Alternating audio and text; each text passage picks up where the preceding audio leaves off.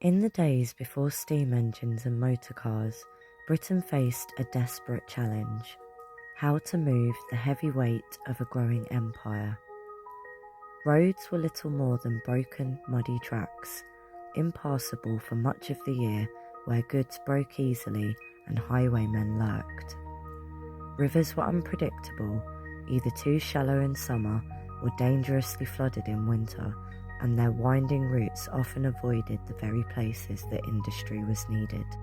Industries like the burgeoning potteries of Staffordshire, the textile mills of Manchester, and the hungry ironworks popping up all over the country, all of which relied on vast quantities of heavy raw materials like coal, iron ore, and clay. But with transport costs crippling and their fragile finished goods constantly breaking on bumpy journeys, these vital businesses were literally choking on their own success. Production was limited by the nightmare of getting goods to market. And so, visionaries looked to the land, not just to build roads, but to carve entirely new highways of water through hills and valleys.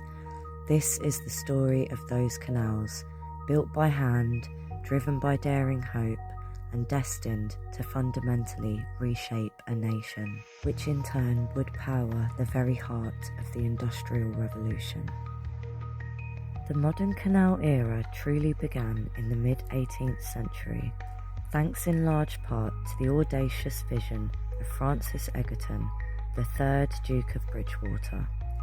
Driven by the immense cost of transporting coal from his Worsley mines to the hungry markets of booming Manchester, he embarked on a project widely ridiculed as the Duke's Folly. He poured almost his entire fortune into it, living frugally and dedicating himself single-mindedly to his dream. And his gambles paid off dramatically.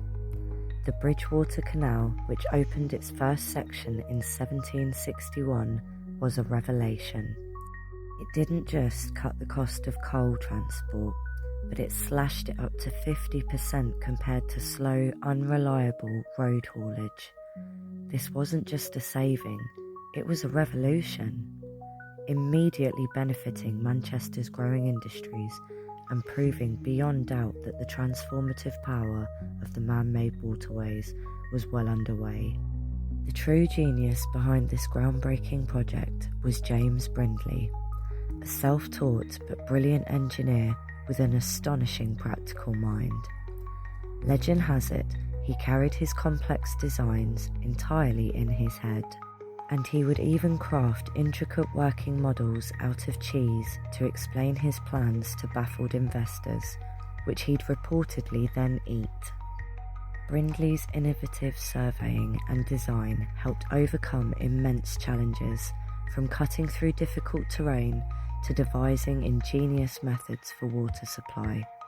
His success made the Bridgewater Canal an immediate sensation, inspiring a nationwide canal-building frenzy known as Canal Mania. But building these water highways was no simple task. Britain's varied landscape meant engineers faced monumental challenges: towering hills, deep valleys, and raging rivers to cross or bypass. To tackle these, they created astonishing, ingenious solutions that pushed the boundaries of 18th century technology. They engineered locks, essentially water steps, using heavy gates to raise and lower boats over uneven ground, a brilliant invention that transformed hillsides into navigable routes. They bored immense tunnels like Brindley's famous mile-long Harecastle Tunnel, carved by hand through solid rock, where boatmen literally legged their boats through the dark, damp, and often airless passage. And they built soaring aqueducts which would carry canals over deep valleys like a bridge of water, defying gravity itself. These engineering feats required not just creativity and precision, but vast quantities of relentless, back-breaking labour. Without modern machinery, an army of navvies, short for navigators, dug miles of earth, often shifting 20 tons of soil a day by hand with just picks, shovels and wheelbarrows. Their lives were incredibly tough, with 12 to 14-hour days, meagre pay and dangerous conditions that led to countless accidents, cave-ins and the spread of deadly disease like cholera in their temporary, often squalid camps. These were the true heroes of the construction of the waterways, the muscle and the sweat that literally carved Britain's new lifeblood. Maintaining a reliable water supply was also a constant battle. Canals, being artificial waterways, meant they needed complex systems of feeders from rivers and vast reservoirs to stay navigable year-round, thus compensating for evaporation, leakage, and the incredible amounts of water lost with each lock operation. However, the canal age was not without its failures and rivalries. Some early canals were poorly planned or funded, leading to costly redesigns, abandoned sections, or even complete financial collapse for investors. Rival canal companies often competed fiercely, engaging in what was known as canal wars, building competing routes, attempting to block access, or even deliberately cutting off a rival's water supply to limit profits. This intense commercial competition sometimes resulted in inefficient networks with duplicated waterways and tense corporate battles fought in Parliament and the courts. Maintenance of the canals also proved immensely costly. Locks, tunnels, aqueducts and embankments all needed regular upkeep. Dredging was a constant necessity against silting, and burst banks could halt traffic for months. Canals that failed to secure sufficient ongoing investment or local support simply struggled to survive. But despite these struggles, canals utterly revolutionised transport. Moving goods by canal cut costs dramatically. For example, transporting coal by road could cost as much as 2 shillings per tonne per mile, whereas canals could reduce that to a mere 1 shilling or even less.